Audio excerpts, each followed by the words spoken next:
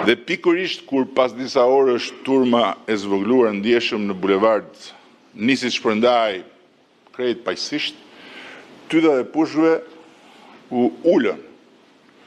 drejt trupave të protestuesve dhe morën 4 jetë pafajshme, duke plagosur edhe disa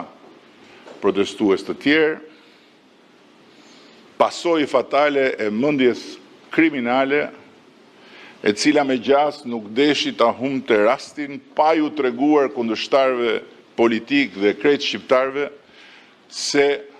të vriste me të vërtetë. Drejqe e di çfarë i tha dhe çfarë u tha mendja atij që e urdhëroi dhe atyre që e kryen atë krim shtetëror të pashëmbullt për Europën demokratike, duke përvoluar shpirtin e prindërve,